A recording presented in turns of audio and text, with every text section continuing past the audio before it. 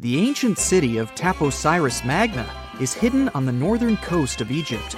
These days it has very little of its former glory, but what lies beneath it may hold the secret to uncovering a famous mystery, that of Cleopatra, the most memorable Egyptian queen in history. The recently discovered tunnel is also known as a geometric miracle for its time. Excavations have uncovered a 43-foot-long structure below the ground, which is partially submerged in water. Its shape and construction technique are similar to that of the Eupalinos tunnel, another amazing ancient discovery.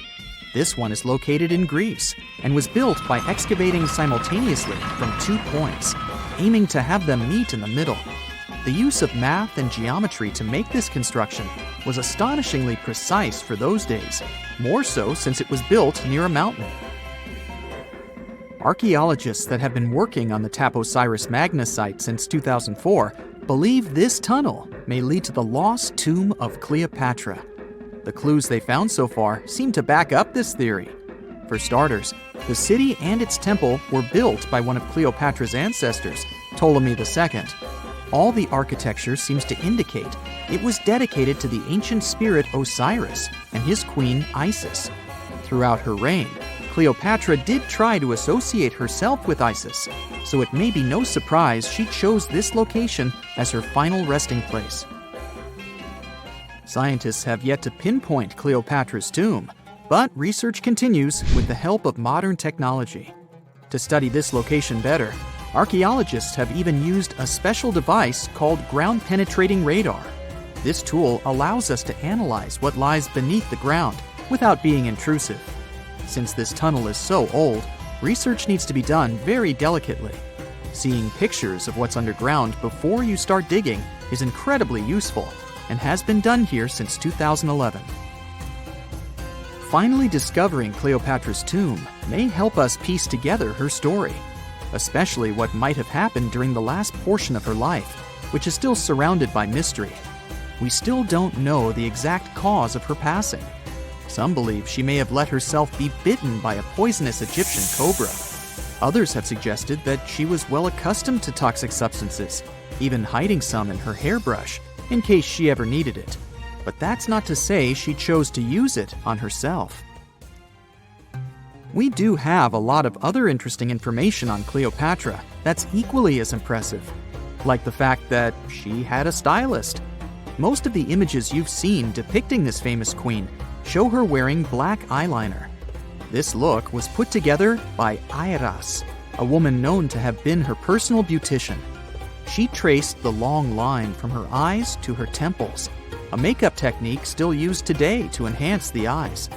Airas was an important figure throughout Cleopatra's life, known also as her confidant and close friend. There are even theories that suggest Airas was there by her side when she passed away. Despite her well-thought-out looks, Cleopatra wasn't as pretty as she's described. Or at least, that's what recent research has pointed out. Sure, if we look at movies and modern imagery, she's depicted as this incredibly beautiful woman with symmetrical and delicate features. However, if we look at coins showcasing her image from back in the day, her looks are rather average. Her image on the coins might have been adjusted, too, to make the queen look stronger in the eyes of her people. So there is no trusted source available to confirm her image, but her description in most pieces of ancient literature speaks of her other qualities, like her voice and personality, not of her beauty. Cleopatra might have been the most famous Egyptian queen to this day, but she wasn't the first choice.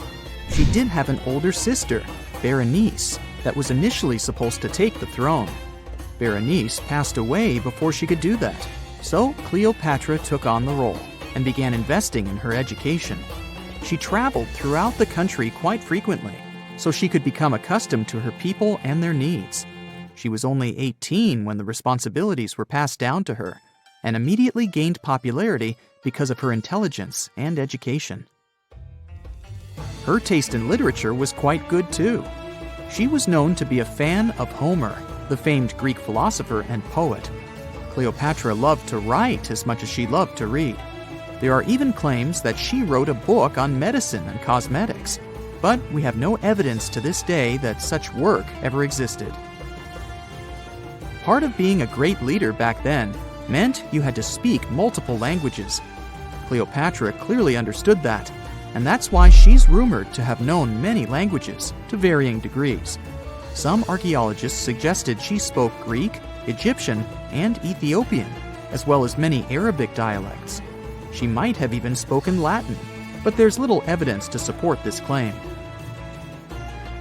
She might not have had angelic looks, but Cleopatra was really careful with the way she looked, even with her diet. She was known to have enjoyed simple meals, including a variety of fish. Since she lived close to the Mediterranean Sea, it's really no surprise. As a treat, she liked to eat stuffed pigeons, which she also served to her guests. Other dishes on the menu included vegetables and fava bean soup. Fruits and nuts weren't missing from her diet either, and she was also a big fan of honey. Recently, a team of experts has even tried to recreate her famous perfume. Think of it like the ancient equivalent of Chanel No. 5. Cleopatra was known to be a fan of luxurious scents, which she believed could even influence how people treated her when they met. The basis of this scent is myrrh, a resin gathered from a local tree. Other ingredients added to the mixture were also found back in the day, like cardamom, olive oil, and cinnamon. The results may not be quite as delicate as the perfumes we know and use today. Its consistency was way thicker, and the scent lasted way longer. When she was at the height of her power, Cleopatra might have been the richest person in the world. Back in the day, she ruled over a territory that stretched across the Mediterranean, from modern-day Libya in the west through Egypt to Syria in the east. This is the largest territory ever ruled over by a woman. In today's currency, her worth might have been somewhere around $95 billion. The calendars we use today may have been introduced by Cleopatra herself. She presented the idea of leap years and leap days to Caesar, the Roman emperor she was known to have been close with. Taking her advice, Caesar made these adjustments part of the official Roman calendar. The ancient Egyptians already knew the year was longer than precisely 365 days. They discovered this by studying the brightest star in the sky, called Sirius, and concluded that a year is actually 365 and 1/4 days long. It was Elizabeth Taylor that famously introduced Cleopatra to pop culture when she played her in the 1963 film bearing the same name.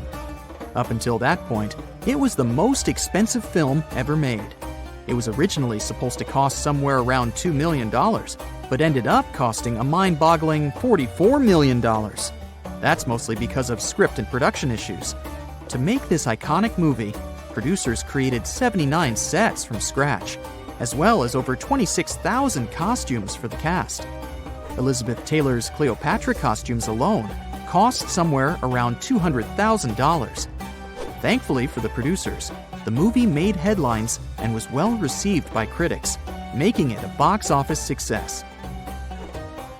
A lot of people associate Cleopatra with another famous Egyptian ruler, King Tutankhamun, nicknamed King Tut. Surprisingly, apart from both of them being Egyptian pharaohs, they have nothing else in common. For starters, King Tut lived around 1,300 years before Cleopatra did, and there is also no connection regarding their ancestry. Cleopatra had Macedonian Greek roots, while King Tut was a native Egyptian. Have you heard of Göbekli Tepe? It's an ancient site in Turkey that literally made historians rewrite history books. Over 11,000 years ago, a group of prehistoric humans crafted an enigmatic masterpiece that's even older than Stonehenge.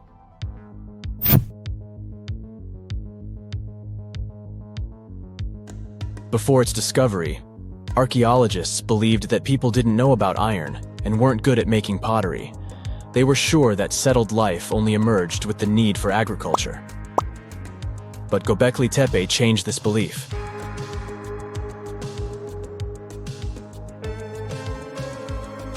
The place has revealed that it was the temple that paved the way for a settled life, not agriculture. Until this discovery, researchers believed that farming was the catalyst for sedentary living. Meet Professor Schmidt, the guy whose findings changed this theory. He managed to prove that hunter-gatherer communities laid the very foundations of this way of life.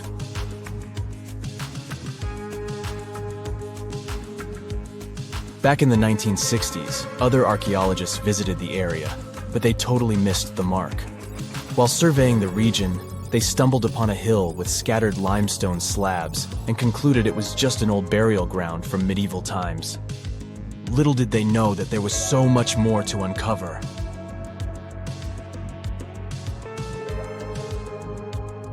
In 1994, Schmidt embarked on his own survey of prehistoric sites in the area. Surprise! He instantly realized he had discovered something truly extraordinary. Unlike the nearby flat and barren plateaus, Göbekli Tepe had a gently rounded top, rising 50 feet above the surrounding landscape. Funny enough, the translation of this place's name is Potbelly Hill. Schmidt was sure only humans could have made something like this.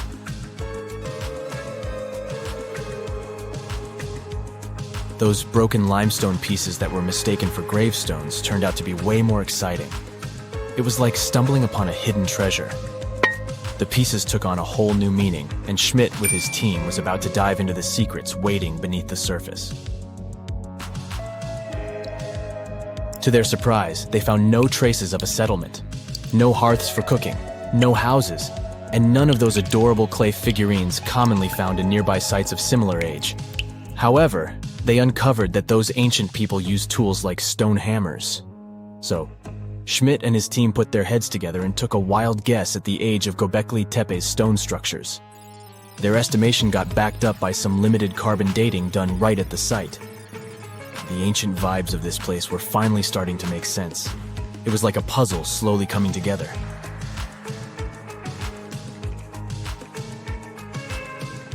You may think that back then, people didn't have special tools to create something as cool as Göbekli Tepe. Not true. Turns out, these prehistoric folks used flint tools instead of fancy metal chisels. They were also skilled at chipping away softer limestone and crafting pillars right on the spot. Afterward, they carried the pillars a short distance to the summit and placed them upright. Once the stone rings were complete, they covered them with layers of dirt. Over time, they added new rings, and voila! You've got a cool hill to impress people in the future.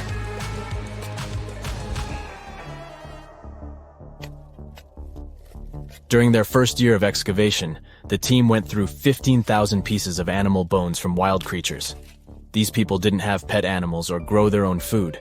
They hunted wild animals for their meals. But things were about to change, because the place had everything they needed to start farming. Scientists say they had wild sheep and wild grains that could be domesticated. And guess what?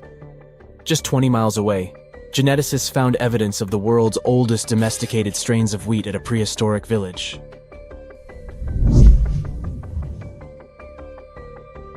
These amazing findings have completely changed how we view civilization. In the past, experts believed that people needed to learn how to farm and settle in one place before they could build temples and develop complex societies. But guess what? Schmidt's research flips that idea on its head. He claims that the incredible effort put into constructing these astonishing structures actually set the stage for the development of advanced societies. It means that societal and cultural changes happened before agriculture. Schmidt has this fascinating hypothesis about Göbekli Tepe.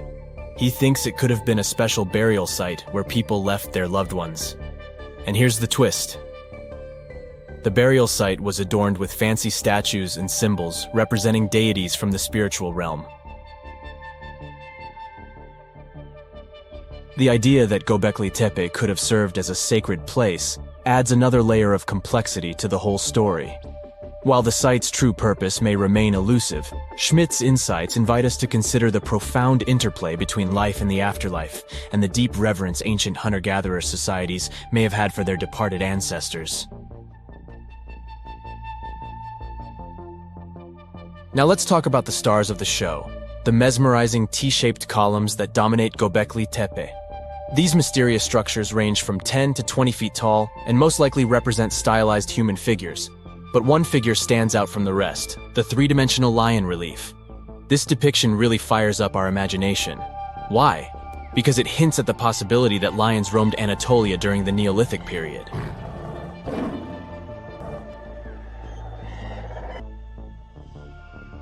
These standing stones are arranged in circles and placed in rectangular pits. Each circle has a similar setup: two big T-shaped pillars in the center, surrounded by slightly smaller ones facing inward. Talk about a stylish arrangement. These towering pillars reach a whopping 16 feet and weigh between 7 and 10 tons.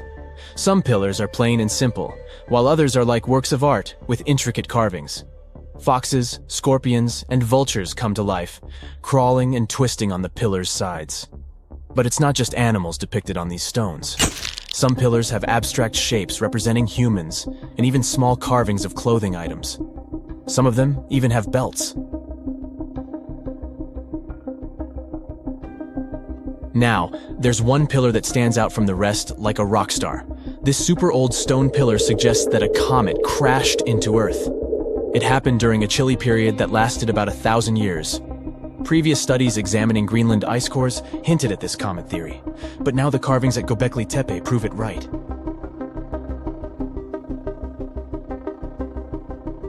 The carvings on the pillars are like a historical comic strip. They even show a headless human figure. Researchers fed the images into a computer and discovered their connections to constellations, indicating that this temple might have been an ancient observatory. It's like our ancestors were trying to document this cataclysmic event in their own unique way. Archaeologists have been excavating and researching Göbekli Tepe since the mid-1990s, peeling back layers of history and providing us with a deeper understanding of the intricate relationship between various elements. They have no plans to stop the whole process for another 150 years. Who knows what else they'll find? You see, Göbekli Tepe has been labeled purely as a ritual site with no signs of domestic activities. We were led to believe that the absence of water meant it couldn't support semi-sedentary communities. But scientists believe it's time to shake things up and approach Göbekli Tepe with fresh eyes. It's time to question what we believed before and use new evidence and different ways of thinking. Like, there might have been a group of people living in the area who didn't stay in one place all the time. They moved around a bit but still had their own civilization, living in the area semi-sedentarily. Göbekli Tepe is not just home to a single temple, but an astounding collection of over 20 ancient structures. As archaeologists delve into the depths of this wonder, they are unraveling its unique layout, featuring two prominent focal points at the heart of each establishment, complemented by smaller structures and dividing walls. What's even crazier is that in this area, there are over 200 obelisks, which are narrow tapering monuments. In November 1922, a boy walked through the desert mountains of Egypt and discovered some ancient steps carved into the rock. Subsequently, this find became one of the world's largest and most significant archaeological discoveries. This step was part of Tutankhamun's untouched tomb. Archaeologists found about 5,000 ancient objects, including jewelry, fabrics, painted vases, and funeral masks. You've probably seen one of them. It has become one of the most recognizable attributes of ancient Egypt. More than 100 years have passed since then, and now humanity has finally become close to another large-scale discovery, the tomb of Cleopatra. This queen was the last active ruler of the Ptolemaic Kingdom of Egypt, who sat on the throne from 51 to 30 BCE. There are many ancient records about Cleopatra, her reign, and her unusual personality, but until now, no one has discovered the secrets about her passing away in the burial place. So, one archaeologist, Dr. Kathleen Martinez, has been studying ancient records and temples around Alexandria for decades, and concluded that the tomb of the queen should be located under the ancient city of Taposiris Magna, founded in 280 BCE. It was a big city on the northern coast of Egypt, where tens of thousands of people were engaged in trade and industry, and it seems that Dr. Martinez's guesses turned out to be correct. She and a group of archaeologists have discovered a secret underground tunnel near Alexandria, with a length of about 0.8 miles. It was cut into the rock under Taposiris Magna's temple. During further excavations, they found many things that indicate Cleopatra's tomb lies in the tunnel's depths. It's also possible that she is buried there together with the Roman commander, Mark Antony. According to ancient records, Cleopatra and Mark Antony loved each other and together opposed the Roman Senate, which declared Antony a traitor. The fact that natural disasters have occurred on the territory of Taposiris Magna for thousands of years can complicate the excavations. Earthquakes and floods destroyed the city and possibly flooded its underground tunnels. But archaeologists hope the ancient tomb remains untouched, and that it hides many treasures and records about the royal life of ancient Egypt during the reign of the last dynasty. There's a chance that excavations will go underwater and in the mud. This will require much time and funding, but archaeologists are sure it's worth it. Anyway, it's too early to say that Cleopatra is really buried there, but scientists have found many things in the tunnel that confirm this, including clay pots, dozens of coins with the image of Cleopatra and Alexander the Great, as well as a bust with the image of the Egyptian queen. Cleopatra is still one of the most popular personalities in Egypt, on an equal footing with Ramesses III and Tutankhamun. She inspired many films, paintings, and books, but what made her so popular? She became famous for her inconsistency. She was a beautiful, intelligent ruler who pulled Egypt out of the crisis and made it a prosperous power. Medieval Arabic texts say she knew chemistry, mathematics, and philosophy, and may have written several scientific books. She knew several languages and had excellent diplomatic skills. At the same time, there are many legends that she was a femme fatale who drove many men crazy. However, there's no evidence that her beauty was incomparable. The image of a stunning model was created by Hollywood when it made several films where famous actresses performed the role of Cleopatra. And the Roman Emperor Octavian, the adopted son of Julius Caesar, specially created the image of Cleopatra as an insidious seductress because he was her enemy. Even though she was born in Egypt, Cleopatra wasn't an Egyptian. Her ancestors were Greeks, among whom was one of the generals of Alexander the Great. However, the people of Egypt loved her. She learned the language and was very sensitive to the traditions of this country. She knew the history, mentality, and customs of ancient Egypt well. She raised the level of its economy and strengthened its status as a world power. Much of this was made possible thanks to her cunning and impressiveness. She loved theatrical performances and lavish celebrations.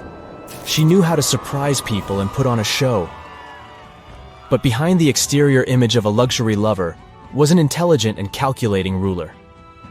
Ancient Egypt was a rich, luxurious country, and Cleopatra did everything to increase its wealth and strengthen its position in the international arena. For example, she was once in conflict with her brother Ptolemy XIII Odd. The queen knew that she wouldn't be able to resist him, so she decided to attract Julius Caesar to their side. The Roman emperor arrived in Alexandria, where Cleopatra wanted to meet him, but Ptolemy knew about her plans and was about to prevent her from coming to Caesar. Then, instead of a rich and noisy arrival, Cleopatra decided to make her visit inconspicuous. She wrapped herself in a carpet or linen bag the emperor's servants carried into Caesar's private chambers. Cleopatra emerged from the carpet and impressed the Roman emperor with her beauty and determination. As a result, they fell in love with each other and became close allies. After some time, she impressed another influential Roman for diplomatic purposes. She arrived to meet Mark Antony on a golden barge with purple sails and silver oars. Cleopatra was dressed in the image of Aphrodite and sat under a magnificent canopy. Her servants dressed like cupids and were blowing her fan and burning incense. But Cleopatra created such a show for a reason. She knew that Antony revered Greek mythology and considered himself the embodiment of Dionysus. As a result, he was so impressed with this woman that he ended up marrying her. Cleopatra defended her crown, strengthened her alliance with Rome, and bore Antony 3 children. In Egypt, they threw big parties and enjoyed wealth with power. However, the relationship of a high-ranking official with the Egyptian queen caused a scandal in Rome. Octavian was Antony's primary opponent in the struggle for power, so he exploited the situation to darken the competitor's reputation. He used propaganda to make Cleopatra an insidious seductress in the eyes of Roman citizens. He accused Antony of succumbing to her charms. The Roman Senate supported Octavian and declared Cleopatra an enemy. In 33 BCE, this conflict reached a high point when Antony's navy clashed with Octavian's fleet. The latter won and forced his enemy to flee to Egypt with Cleopatra. According to some records, they took refuge near Alexandria. Pursued by the Romans, they hid in one of Cleopatra's palaces and met their end. Some legends say that Cleopatra was an expert in poisons. She provoked a venomous snake, a viper or an Egyptian cobra, to bite her. Also, according to another legend, she pricked herself with a poisonous needle. There's a theory that Cleopatra always carried an ampule with poison inside her hairbrush. And when she was cornered, she soaked the needle with this poison and pricked herself. None of this can be said for sure. Scientists are still trying to find out the truth. Perhaps when they reach Cleopatra's tomb, the world will get more answers about her tragic fate. She is considered the last ruler of Egypt. After her passing, Octavian plundered her palaces and temples and returned to Rome, where he became the main emperor. He successfully ruled the country and expanded its borders. His reign ended when he turned 75. World history would have looked different if Cleopatra and Mark Antony hadn't lost that naval battle. By the way, did you know that more time has passed between Cleopatra's reign and Neil Armstrong's flight to the moon than between the reign of the Egyptian queen and the construction of the Great Pyramid of Giza?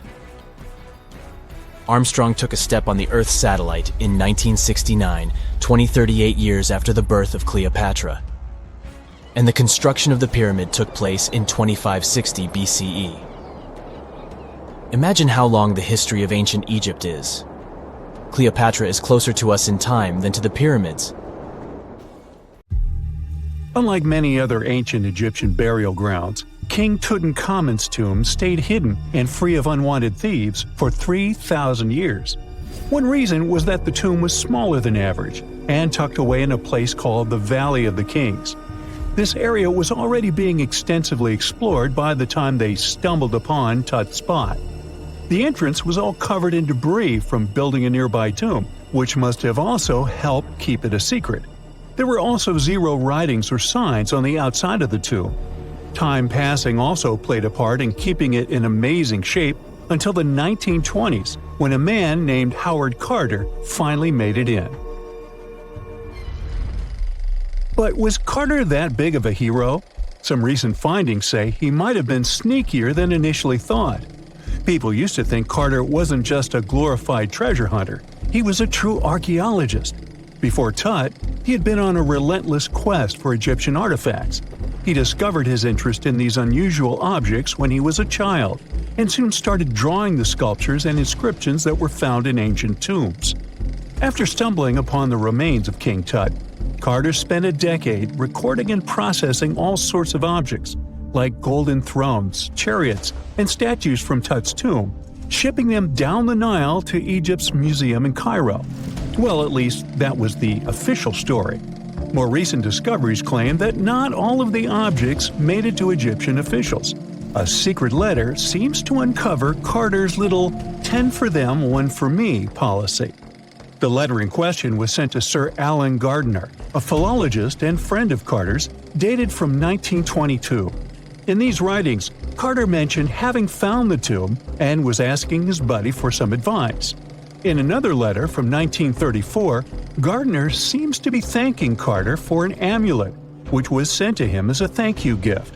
Carter was adamant that it didn't come from Tut's tomb, but evidently it did. Even the British director of the Egyptian Museum was onto Carter's sneaky endeavors, but couldn't prove it. He compared Gardiner's amulet to others from Tut's tomb, and lo and behold, they were a perfect match. Gardiner was so disappointed to have been put in such a sticky situation that he vented to Carter in another letter. Deciding to be a good friend, Gardiner didn't throw the famous archaeologist under the bus. Instead, he advised Carter to take those stolen goods back to Cairo, just like he'd advise you to like this video and subscribe to the Brightside channel for more amazing videos on the most unique topics in history. It's not the only shady piece of information on Carter's post-discovery behavior. In 1947, a man named Alfred Lucas, who used to work with a controversial archaeologist, gave some information in an obscure journal in Cairo. He claimed that Carter sneakily cracked open the burial chamber door himself. Then he sealed it back up like nothing had happened before the official uncovering. Now, why would he do that? Well, the same theory suggests that Carter and his crew might have entered the tomb early so they could get their hands on some ancient goodies. Obviously, these people couldn't risk having such objects sold while they were still alive, but made sure they were auctioned off after they passed. Carter, though, never confessed to anything. He made no official denial either, but the Egyptian government couldn't risk any more mysterious disappearances, so they prohibited him from entering the tomb for a while. Some have connected this apparent stealing to the curse of King Tut. If you've never heard of it, know that it became quite the scary tale soon after King Tutankhamun's resting place was uncovered. It claimed that anyone messing with the tomb of the boy pharaoh would face some serious bad luck. It's not all dramatic like a mummy going on an aggressive spree, but word got out that the people involved in disturbing King Tut's lair met some mysterious, untimely ends. The main untimely passing related to this supposed curse is that of George Herbert, the 5th Earl of Carnarvon. He was this British aristocrat who helped fund the search for the tomb. He passed away just a year after the tomb was opened. Now, people love to call it mysterious, but it turns out that Herbert was already in pretty bad shape health-wise when he got to Cairo, and he ended up getting taken down by a regular disease. Now, let's talk numbers. There were a lot of people linked to this tomb opening – security guards, archaeologists, and supporting staff. And sure, a few of them did pass not long after the tomb started receiving visitors. As much as we'd like this curse to be true for the sake of, good storytelling, statistically, if you have a bunch of people connected to opening a tomb, you'd expect some passings just by random chance. The average lifespan for those supposedly targeted by the ancient curse was more than 20 years after the spell was supposed to kick in. Herbert's daughter even lived until the 1980s, that's half a century later. And Howard Carter himself lived until 1935, a solid 16 years after the big reveal. Some have suggested that the whole curse was nothing more than a careful PR strategy. You see, when Tut's tomb was found, Howard Carter wanted to make a priority out of keeping nosy reporters away, so he might have come up with a curse hanging over anyone entering the boy king's resting place. But what was stolen from King Tut's tomb anyway? Well, some jewelry to begin with. It might have been snatched by Howard Carter himself, according to a French specialist. He did some intensive research by looking at old pictures taken from inside the tomb back in the 1920s. He compared those images to various objects from museums and auction houses. He soon started to piece together the whereabouts of some of Tut's jewelry. First up, there's this collar that used to be on Tut's chest. It was all broken into pieces, and some parts went via Carter to the Nelson Atkins Museum in Missouri. Meanwhile, other bits ended up on a necklace owned by some unnamed people who tried to sell it in 2015 but failed. Even the Nelson Atkins Museum agrees, as they've confirmed the information on their website. Then there's a headdress piece. Some beads from it that once belonged to Tut apparently got stolen by Carter too. They were also strung into a necklace and are now being held at the St. Louis Art Museum. Another fancy collar made out of glazed ceramic magic spent some time at the Met, far away in New York. Thankfully, it was sent back to Egypt a bit over a decade ago.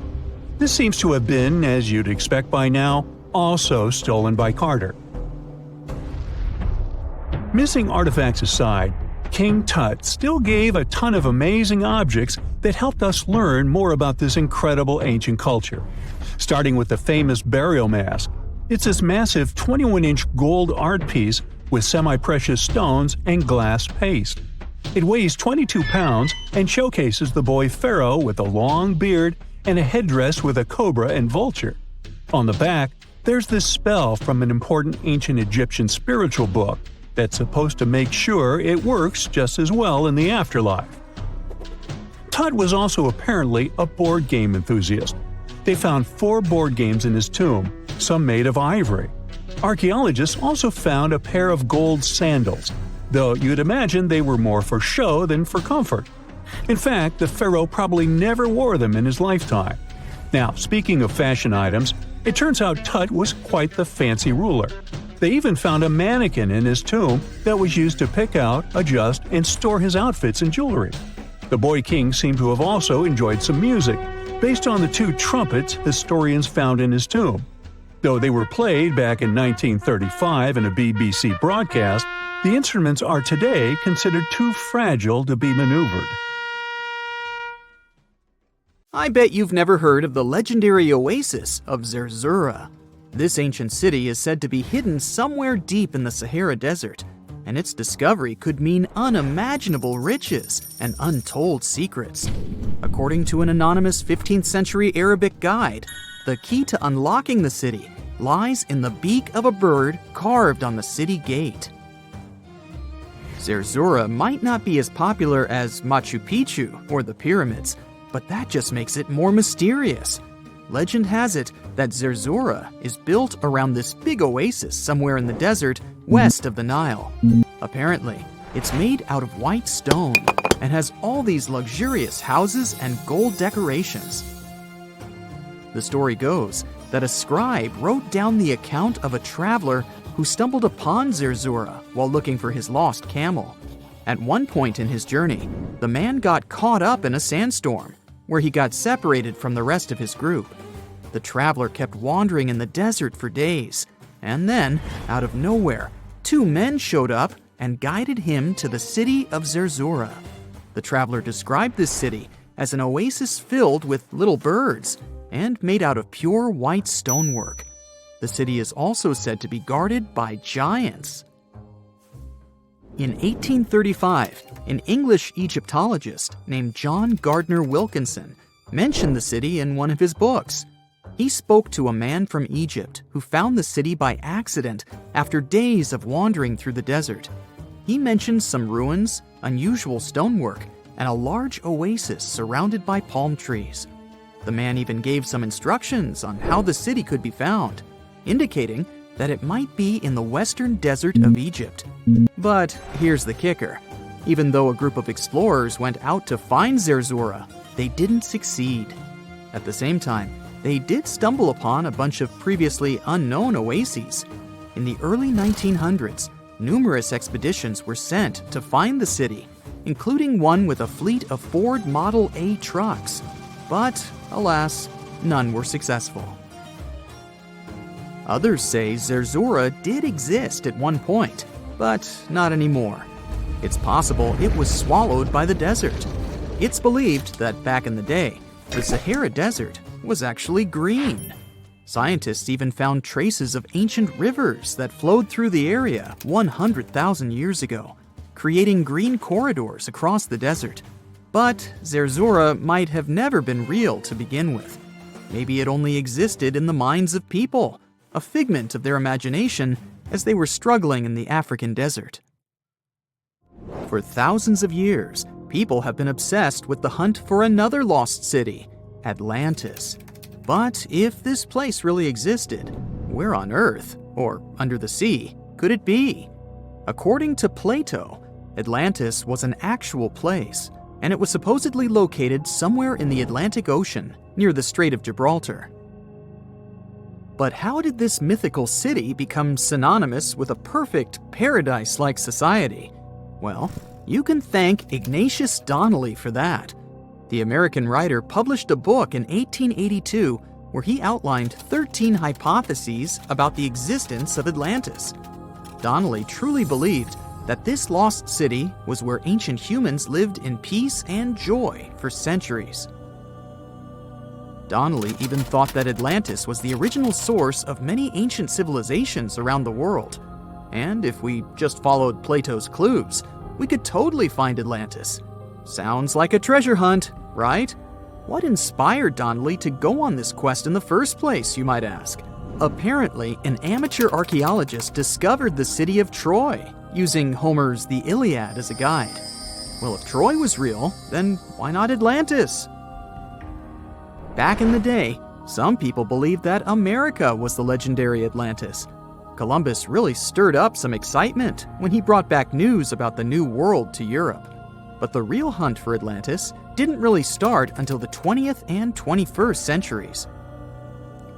Some people tried to connect the dots between a volcanic eruption on the island of Santorini and the destruction of Minoan settlements. But in 2018, a team of investigators claimed they had nailed it, announcing they had discovered concrete proof that Atlantis had existed. What was their evidence, you ask?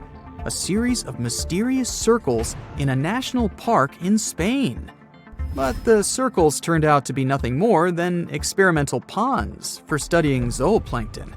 Let's face it, there's no real evidence that Plato's lost city of Atlantis actually existed. But it doesn't make searching for it any less exciting, does it? The Fountain of Youth isn't a lost city per se, but it is another mythical location that many have claimed to have stumbled upon over the years. Long ago, people were obsessed with the idea of living forever, or at least extending their lives as much as possible. Each culture had its own wild story, like the Greeks talking about a magic fountain that let people live longer, or Alexander the Great finding a river of paradise that could heal the wounded. Japanese legends spoke of hot springs that could make you young again, while the Caribbean locals talked about the restorative powers of the water in one of their own mystical lands. Explorers searched far and wide for these magical waters, but nothing. Probably the most famous of all was the story of the Spanish explorer Juan Ponce de Leon, who thought he'd found it in Florida. Now, Ponce de Leon was quite a character. He sailed with Columbus and became an important figure in the area now known as the Dominican Republic. He found gold in Puerto Rico and even became the island's administrator. But when the ruler of Spain decided to replace him in his duties, he got upset and decided to explore Florida, looking for gold and the elusive Fountain of Youth. He explored the Bahamas, but sadly, he didn't find any gold or magic water. He did, however, make his way to Florida. He explored the coast and even discovered the Gulf Stream. Unfortunately, his last expedition didn't go well, and he was wounded. But the legend of him searching for the Fountain of Youth lived on.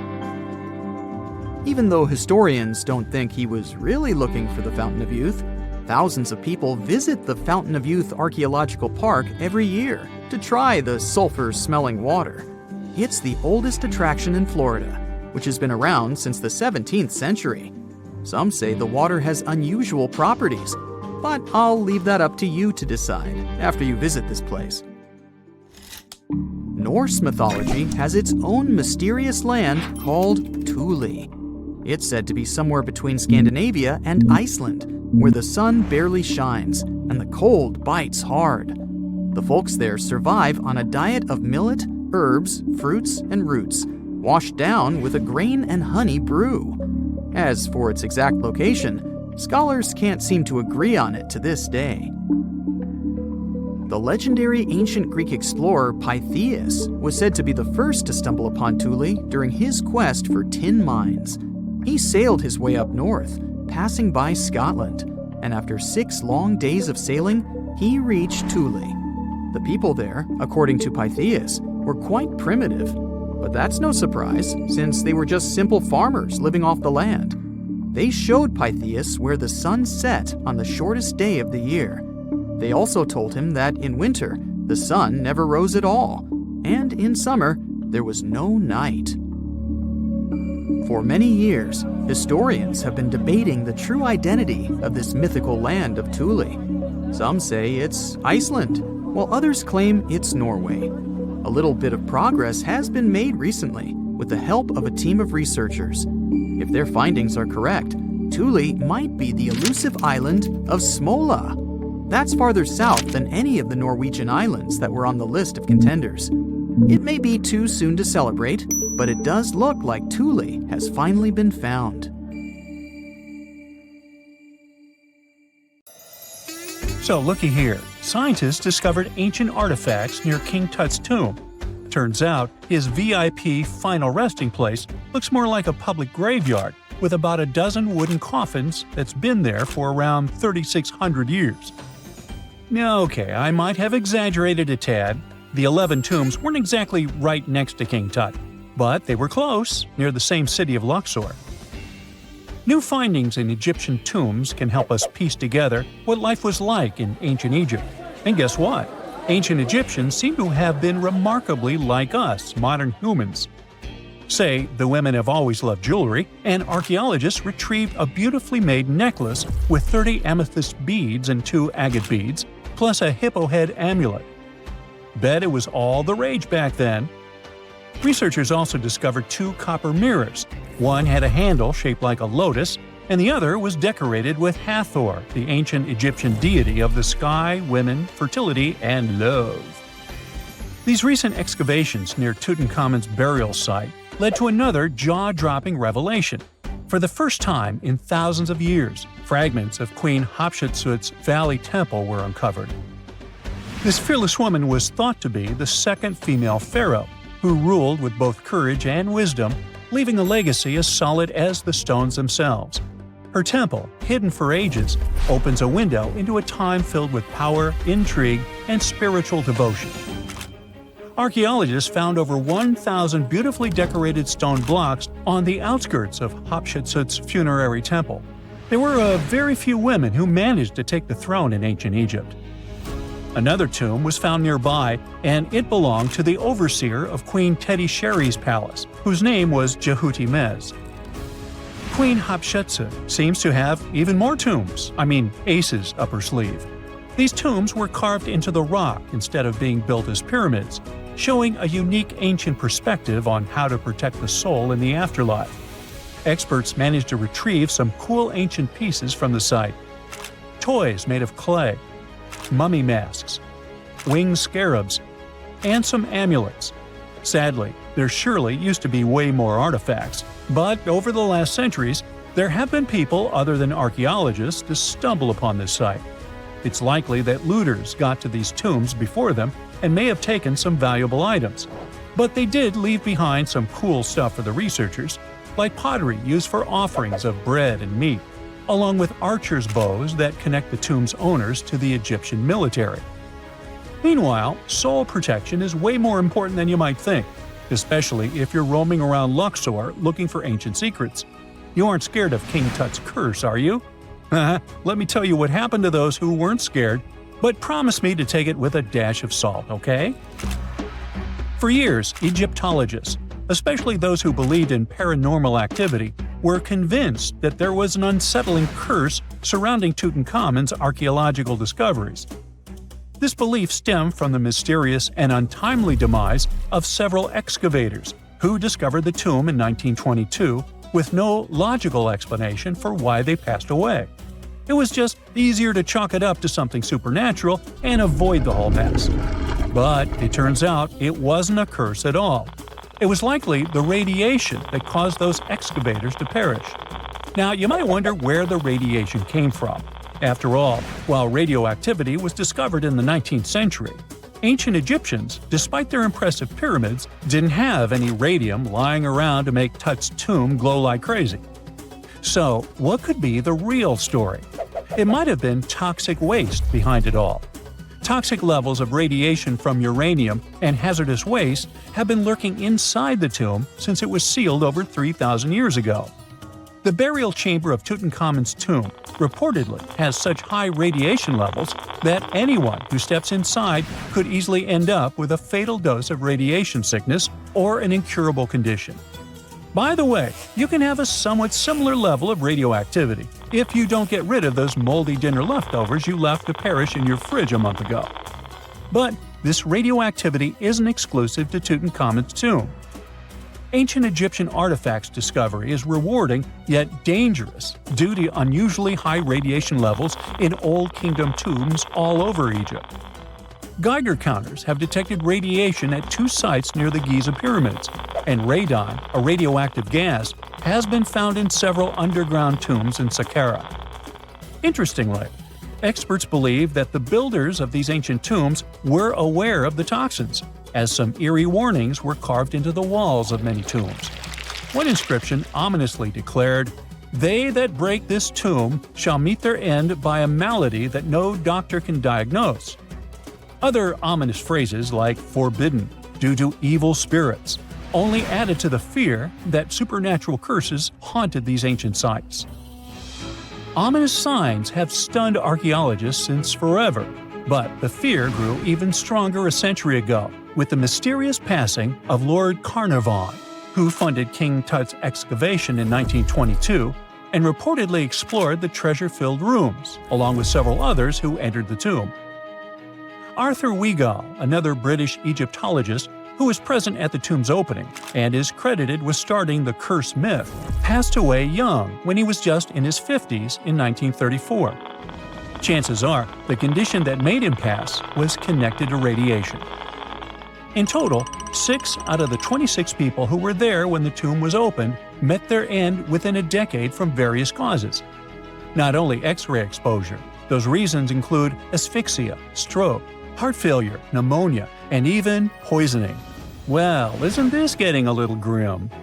There was one guy who opened the tomb and somehow managed to avoid the infamous curse, Howard Carter, or so it seemed. Some folks pointed to his survival as proof that the curse wasn't real. After digging up the tomb, Carter published several books on the topic and shifted gears from archaeology to dealing in antiquities for various museums. Despite dodging demise or injury, rumors swirled about how the curse may have impacted him in other ways. One of the big stories linked him to Lord Carnarvon's daughter, Evelyn. Some said he was madly in love with her, but she married someone else, so he chose to stay single.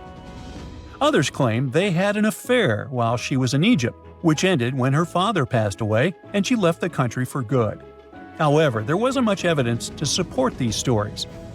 Evelyn was just 6 when they met, and they remained friends until his last breath. She was even one of the few attendees at his funeral, but denied any romantic involvement, saying they weren't that close. A year after the revolutionary discovery near King Tut's tomb, Evelyn married politician Sir Brograve Beauchamp and had a daughter. That same year, Beauchamp toured the tomb with his parents, guided by Carter himself. Carter never married and, aside from those posthumous rumors about Evelyn, had no other romantic connections. While the curse adds an intriguing twist to his life story, his tendency to keep relationships at arm's length was evident long before the tomb was opened. It seemed Carter just wasn't a people person. In 1939, after battling a serious illness, he ultimately succumbed to fate. He was 64, which was a pretty common life expectancy in the UK back then, so no one really thought it was off and linked it to an ancient curse. When he passed, it turned out he had several artifacts from Tutankhamun's tomb in his London apartment, which were eventually sent back to Egypt, marking what some viewed as the curse's end. Who knows? Maybe if he hadn't had all those ancient souvenirs at his place, he would have lived way longer. But all the other demises might seem off. The curse theory was likely fueled by some strange events during the excavation. Carnarvon got a mosquito bite that became severely infected, and around the time they opened the tomb, Cairo experienced a bizarre power outage and a freak sandstorm. Back in England, the Earl's dog, Susie, managed to escape from Carnarvon's house and began barking frantically at seemingly nothing. At least that's what the staff and family saw. Strangely enough, at the very moment her owner's heart stopped, Susie started howling and fell down without showing any signs of life. Maybe radiation didn't play a crucial role after all, and those were indeed ancient artifacts from King Tut's tomb that made them all perish. Spooky, huh? A gruesome discovery took place in Egypt some years ago. You want to hear about it? 16 human hands, carefully buried in 4 eerie pits. They didn't look too much like human hands at first, since they were abnormally large, but they were. Weirdly, there were only right hands. No left hands were in sight. It turned out that it points to the practice of an ancient dark ritual. Old Egyptian art and tales talked of a ceremony where warriors would present the right hand of their adversaries as proof of victory and asked for gold in return. Egyptians believed in the afterlife, so cutting off someone's hand meant you cut off their power eternally. Guaranteeing this type of defeat was interesting to the winning party. Here, the fight was between Egyptians versus Hyksos, who lived in what was once known as Canaan. Egypt has always been the center of some history-changing findings, and some time ago, this papyrus was found. If we stretched it open, it would be just a tad bigger than the height of a skyscraper. The world's tiniest skyscraper, which is located in Wichita Falls, Texas. When humans didn't write on their notes app, they wrote on this thing, made from the medulla of a papyrus plant. Around 2,000 years ago, ancient Egyptians wrote something reminiscent of a book where they describe most of their funerary traditions and their visions of the afterlife. It's considered one of the most important texts from ancient Egypt and is still sold in bookstores to this day. This ancient manuscript was unearthed from a chamber located just south of the Pyramid of Djoser, located in Saqqara. Oh yes, Djoser is the oldest pyramid in Egypt and not the Giza pyramids like most people think. So recently, the site of Saqqara buzzed with excited archaeologists who probably found one of Egypt's oldest complete mummies. They believe that this beautiful and well-preserved mummy was that of a wealthy man. He was discovered in a deep shaft, covered in layers of gold leaves.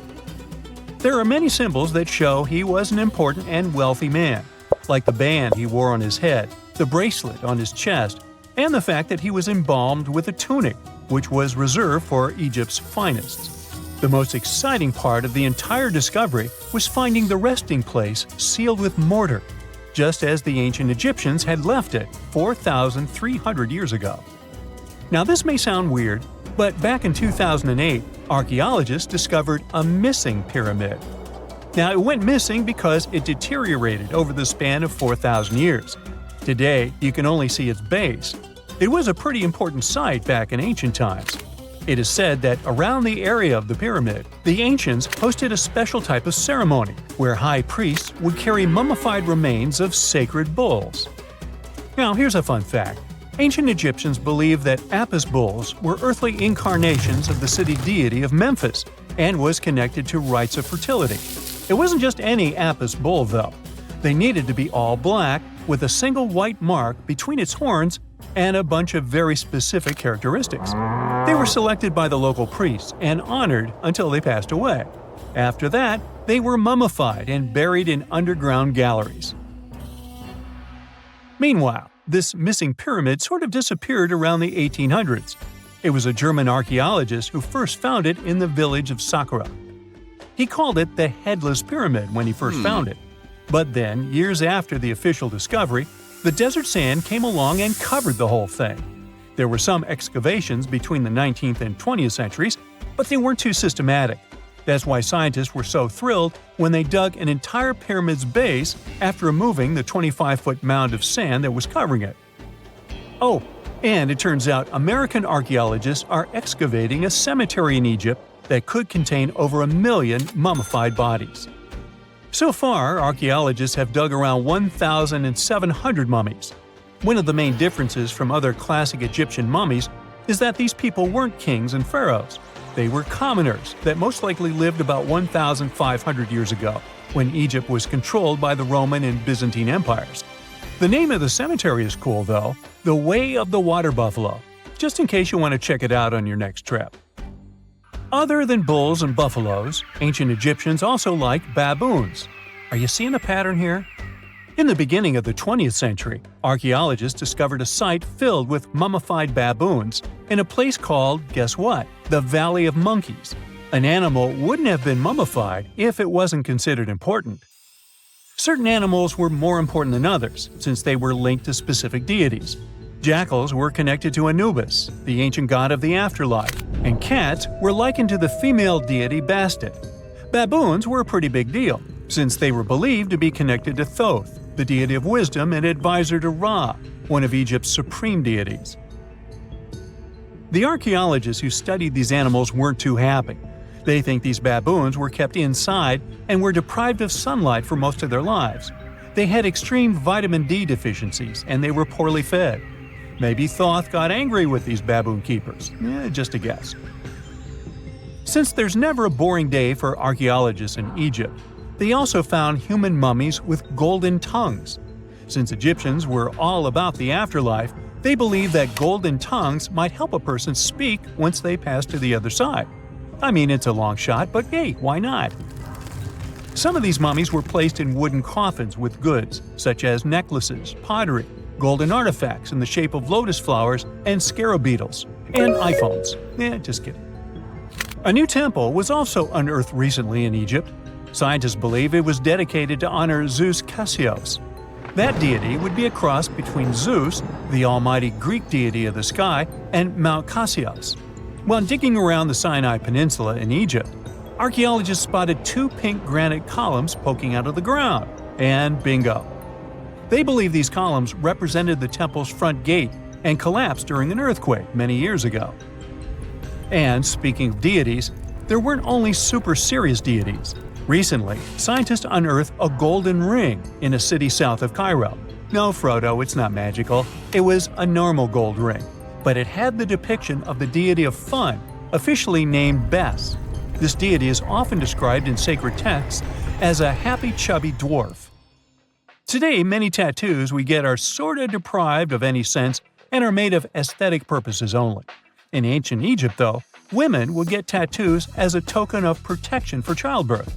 That's what scientists think, at least. Around the Nile region, scientists found some mummies that had well-preserved tattoos, which is a rarity since the skin deteriorates so easily. 2 of these women tattooed their lower backs, and the drawings were simple. They were mostly pictures, including that same chubby dwarf we just talked about, Bes. He also had a side hustle as the protector of women during childbirth. Now, would you believe me if I told you ancient Egyptians invented robots? No? Well, that's because that's not entirely true. Sure, they were astronomers, mathematicians, and engineers, and somehow they also squeezed an eccentric invention into that package. An automated deity some scientists called Hathor. This wooden statue had been in the Metropolitan Museum of Art for years before someone noticed its secret. With the help of an X-ray machine, specialists discovered a mechanical operating system inside it. The pulley-like axis goes from the statue's shoulder to her left leg. When the system rotates, the statue raises and lowers her hand. Hey, pick me! I got my hand up here.